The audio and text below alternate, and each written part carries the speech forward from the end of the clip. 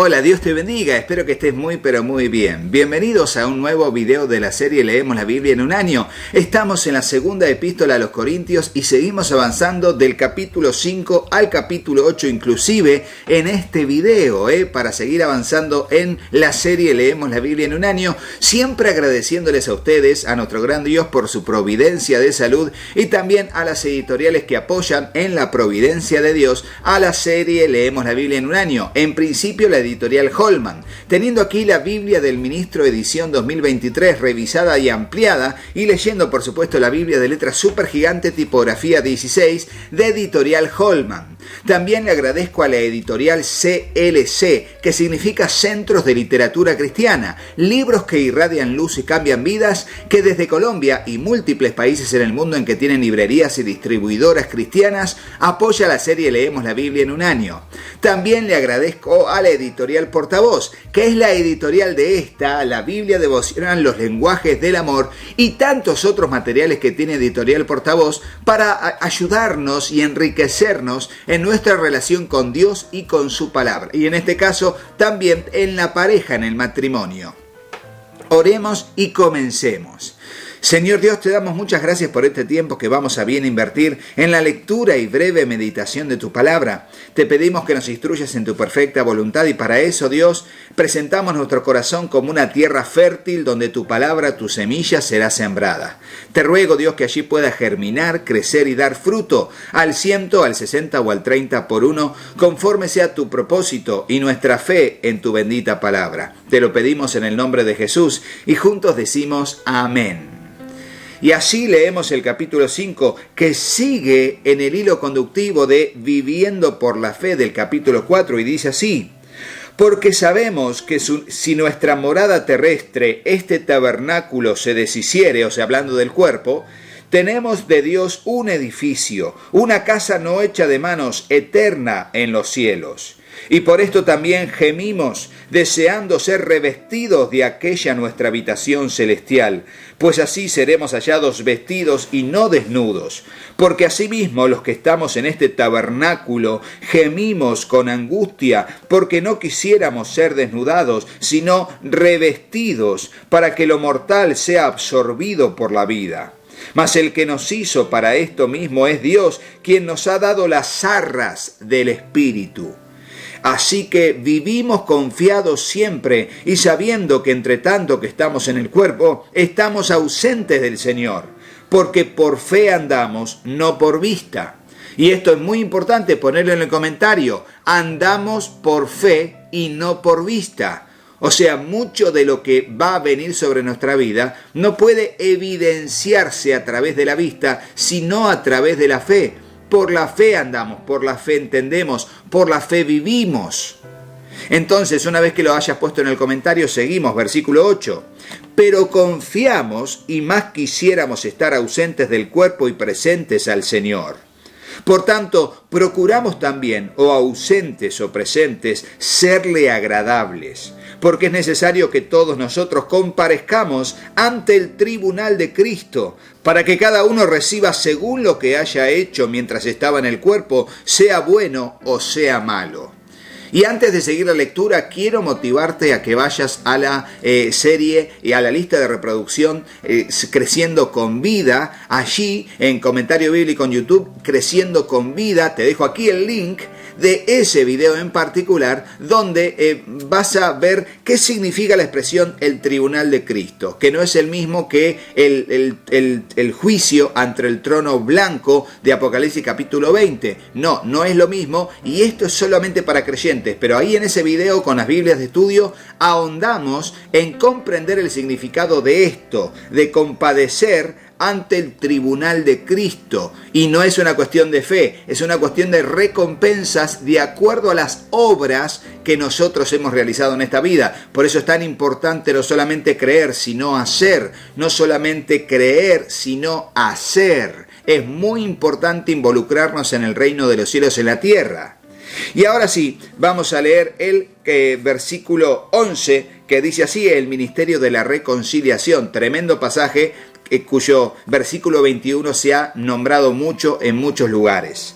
Conociendo pues el temor del Señor, persuadimos a los hombres, pero a Dios les es manifiesto lo que somos, y espero que también lo sea a vuestras conciencias. No nos recomendamos pues otra vez a vosotros, sino os damos ocasión de gloriaros por nosotros, para que tengáis con qué responder a los que se glorían en las apariencias y no en el corazón. Porque si estamos locos es para Dios, y si somos cuerdos es para vosotros. Porque el amor de Cristo nos constriñe, pensando esto, que si uno murió por todos, luego todos murieron. Y por todos murió, para que los que viven ya no vivan para sí, sino para aquel que murió y resucitó por ellos. De manera que nosotros de aquí en adelante a nadie conocemos según la carne, y si aún a Cristo conocimos según la carne, ya no lo conocemos así.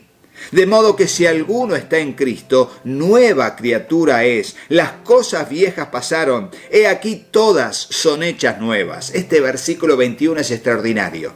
Si alguno está en Cristo, nueva criatura es. Ponelo en el comentario. Las cosas viejas pasaron, he aquí todas son hechas nuevas. Dejando el pasado atrás, dejando aún nuestros conceptos atrás, nuestros conceptos de la vida, nuestros conceptos de las personas, que cuando se convierten son una nueva criatura y todo lo viejo pasó. Te lo dice el apóstol Pablo, que fue un asesino de cristianos, un encarcelador de cristianos, un perseguidor de la iglesia, pero que luego se transformó en perseguidor, en comunicador, en predicador de las buenas nuevas. Lo viejo pasó, todo es hecho nuevo. Ya no tienen un concepto mío de que soy un perseguidor. Yo soy un predicador de la palabra. Y lo mismo pasa con todos nosotros que tuvimos un pasado y debemos dejarlo atrás.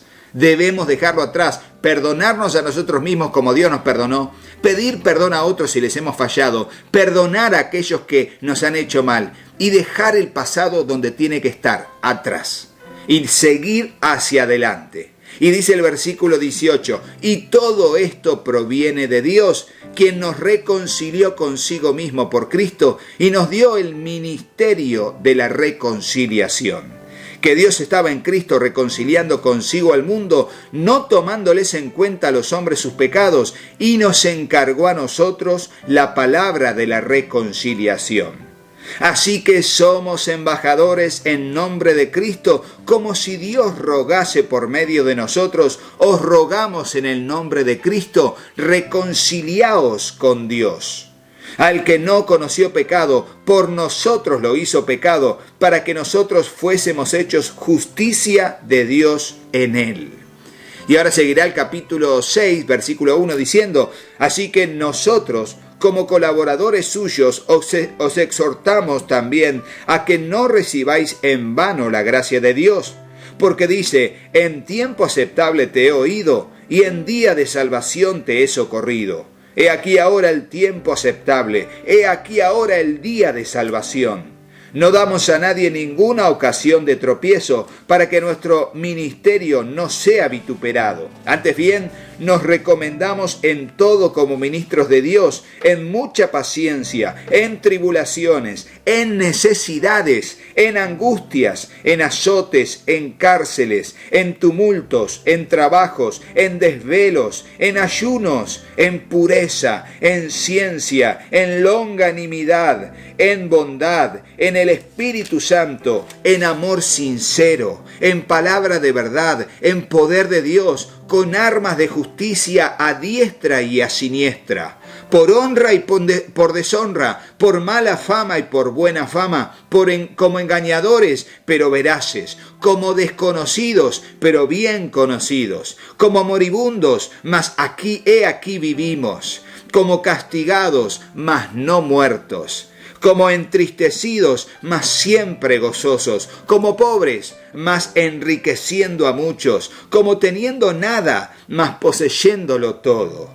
Ahora seguimos leyendo, pero fíjense cómo él hace diferentes contrastaciones entre cómo los puede llegar a ver el mundo, pero cómo son ellos en el reino de los cielos. Cómo tienen una apariencia de conciencia totalmente pobre en espíritu, humilde de corazón, pacificador, manso para lo malo, necesitados, pero sabiendo que por el otro lado lo que hay dentro es un tesoro en vasos de barro.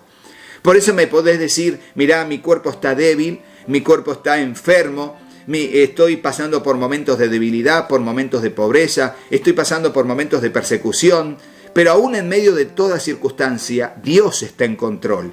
Y una cosa es lo que puedo aparentar por fuera, pero por dentro debo reconocer que tengo las riquezas de la gloria de Cristo en mí y que mi vida está escondida con Cristo en Dios. Y cuando esa vida se manifieste, le veremos tal como Él es. Y estaremos siempre con el Señor. Y allí no habrá más llanto, no habrá más enfermedad, no habrán limitaciones. Allí estaremos en la presencia del Señor, llenos de su poder.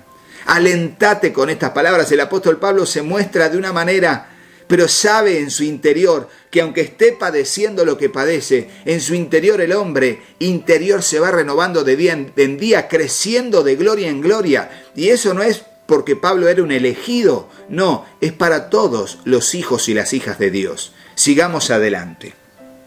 Entonces dice, nuestra boca, versículo 11, se ha abierto a vosotros, oh Corintios, nuestro corazón se ha ensanchado. No estáis estrechos en nosotros, pero sí sois estrechos en vuestro propio corazón. Pues para corresponder del mismo modo, como a hijos hablo, ensanchaos también vosotros. Somos templo del Dios viviente, dice el versículo 14, ese es el título, y dice así: no os unáis en yugo desigual con los incrédulos, porque ¿qué compañerismo tiene la justicia con la injusticia? ¿Y qué comunión la luz con las tinieblas? ¿Y qué concordia Cristo con Belial? Belial, que era uno de sus dioses, ¿no? ¿Y qué parte el creyente con el incrédulo? ¿Y qué acuerdo hay entre el templo de Dios y los ídolos? Porque vosotros sois templo del Dios viviente, como Dios dijo, habitaré y andaré en ellos, y seré su Dios, y ellos serán mi pueblo. Por lo cual, salid de en medio de ellos y apartaos, dice el Señor, y no toquéis lo inmundo, y yo os recibiré.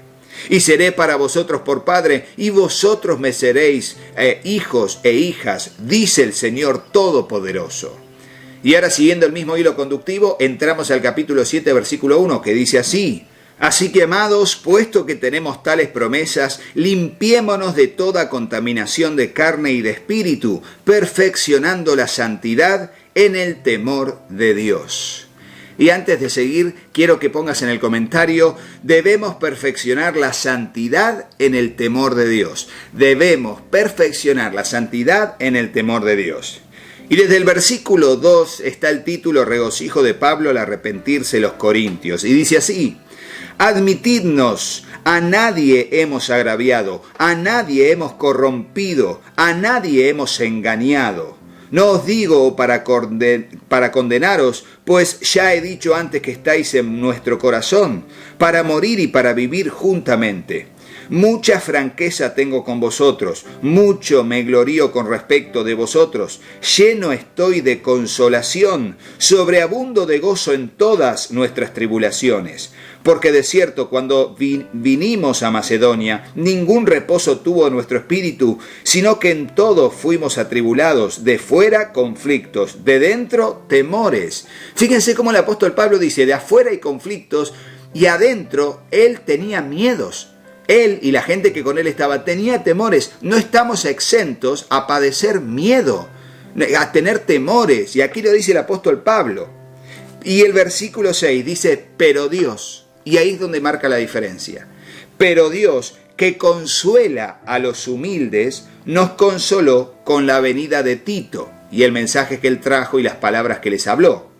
Y no solo con su venida, sino también con la consolación con que él había sido consolado en cuanto a vosotros, haciéndonos saber vuestro gran afecto, vuestro llanto, vuestra solicitud por mí, de manera que me regocijé aún más. Porque aunque os contristé con la carta, no me pesa, aunque entonces lo lamenté, porque veo que aquella carta, aunque por algún tiempo, os contristó. Ahora me gozo, no porque hayáis sido contristados, sino porque fuisteis contristados para arrepentimiento, porque habéis sido contristados según Dios, para que ninguna pérdida padecieseis por nuestra parte. Porque la tristeza que es según Dios produce arrepentimiento para salvación, de que no hay de qué arrepentirse. Pero la tristeza del mundo produce muerte. Y este es un pasaje crucial que nos habla de dos tipos de tristeza. La tristeza según Dios que produce arrepentimiento y la tristeza del mundo que produce muerte, depresión, angustia, inseguridad, fracaso, frustración, finalmente hasta suicidio. Por esa tristeza, por múltiples causas que pudo haber llegado. Pero la tristeza según Dios produce arrepentimiento. Ponelo en el comentario, anótalo en tu cuaderno de anotaciones, en el borde de la Biblia, remarcalo en el texto bíblico. La tristeza según Dios produce arrepentimiento. Y seguimos. Porque he aquí, versículo 11, esto mismo de que hayáis sido contristados según Dios, qué solicitud produjo en vosotros, qué defensa, qué indignación, qué temor, qué ardiente afecto, qué celo y qué vindicación. En todo os habéis mostrado limpios en el asunto. Así que, aunque os escribí, no fue por causa del que cometió el agravio, ni por causa del que lo padeció, sino para que se os hiciese manifiesta nuestra solicitud que tenemos por vosotros delante de Dios. Por esto hemos sido consolados en vuestra consolación, pero mucho más nos gozamos por el gozo de Tito, que haya sido confortado su espíritu por todos vosotros. Porque si de algo me he gloriado con él respecto de vosotros, no he sido avergonzado, sino que así como en todo os hemos hablado con verdad, también nuestro gloriarnos con Tito resultó verdad. Y su cariño para con vosotros es aún más abundante cuando se acuerda de la obediencia de todos vosotros, de cómo lo recibisteis con temor y temblor. Me gozo de que en todo tengo confianza en vosotros. Fíjense cómo aquí en el capítulo está diciendo, bueno, yo les escribí exhortándoles a que cambien una actitud.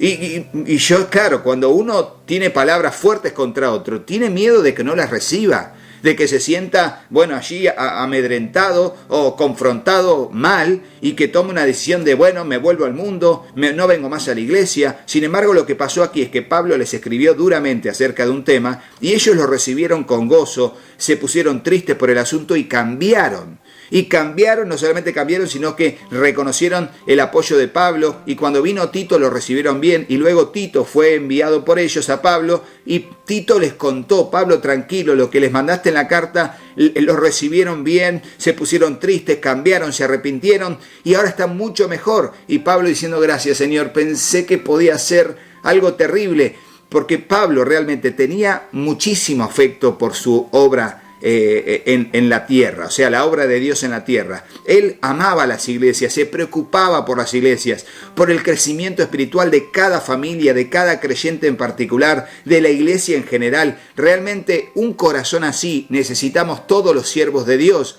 un corazón que tenga compasión y se preocupe por las iglesias.